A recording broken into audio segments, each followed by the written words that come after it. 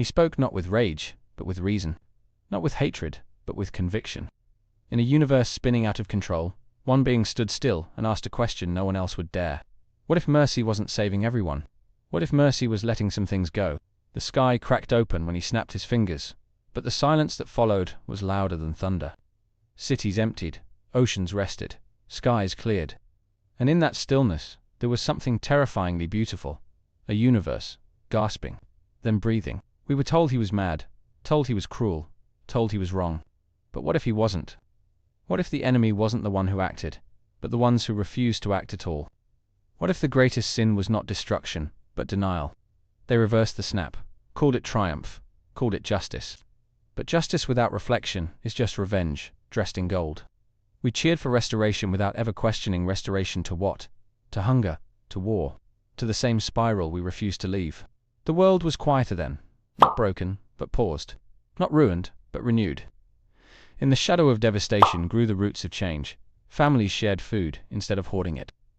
Cities grew gardens where towers once stood. There was space to grieve, to adapt, to begin again. And still, his voice lingers like smoke over scorched earth. Not as a warning, but as a prophecy, unheeded. He did not seek applause. He sought balance. He gave us a glimpse of what it means to let the universe evolve, and we shut our eyes in fear. In this video, we're going to uncover the logic behind the snap, the truth buried in its aftermath, and the uncomfortable possibility that Thanos was not just right, but necessary, that the Avengers knew it, and that deep down, we did too. That the real tragedy wasn't what he did, but how quickly we undid it. When Thanos first spoke of balance, it sounded like madness, a whisper carried by a conqueror cloaked in war and shadows. But beneath the destruction was a principle so ancient it echoed through nature itself. The idea that unchecked growth leads not to prosperity, but to collapse. The universe is vast, but not infinite. Its resources stretch thin as civilizations multiply, consume, expand.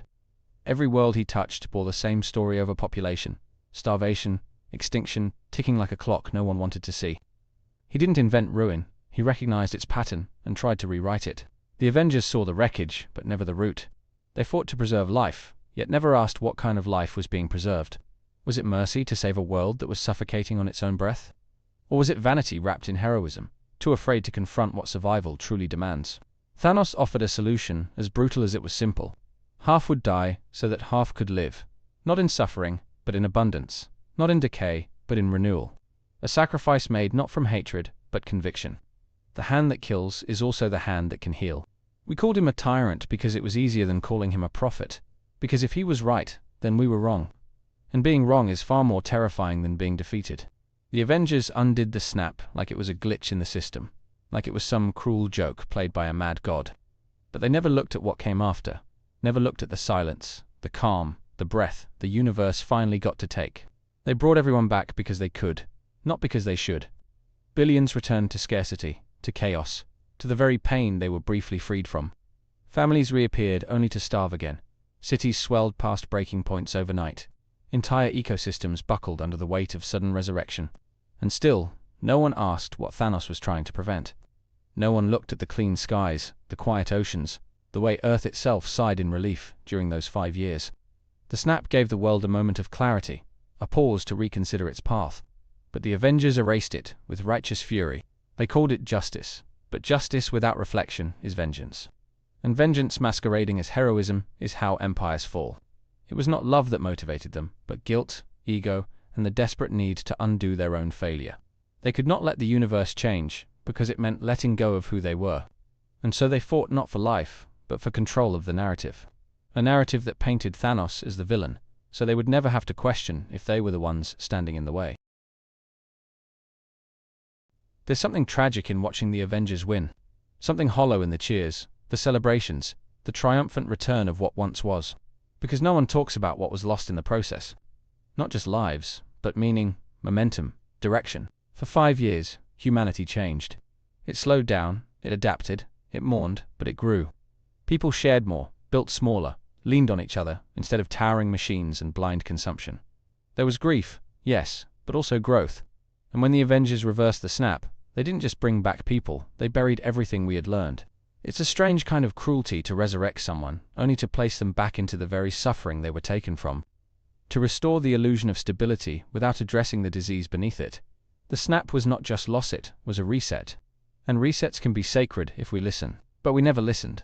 We screamed, we fought, we clawed at the past like addicts. We clung to the noise and called it hope. We erased the silence as if it had nothing to teach us. And in doing so, we told the universe we would rather suffer together than heal apart. Sometimes the villain isn't the one who causes the pain. Sometimes it's the one who ends it. And that truth is too heavy for heroes to carry. Thanos didn't need thrones or palaces. He sat alone in a field, watching the sun rise on a grateful universe. Not in triumph, but in peace.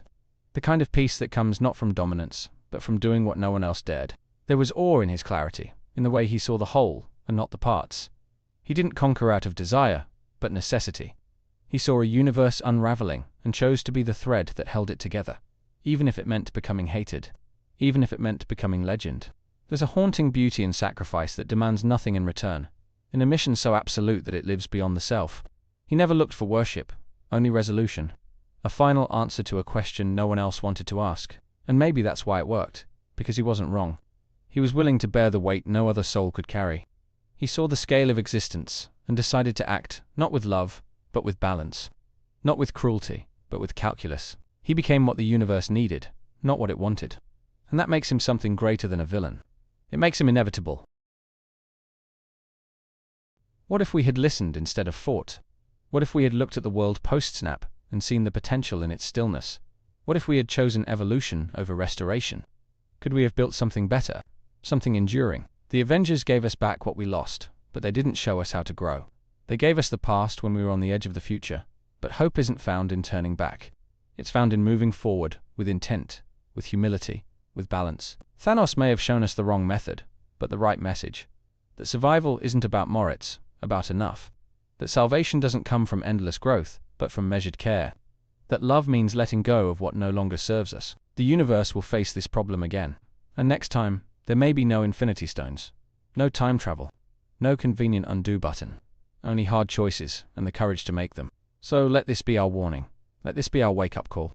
Let this be the moment we finally ask what kind of universe we want to live in, and what we're willing to lose in order to keep it. In the end, Thanos lost.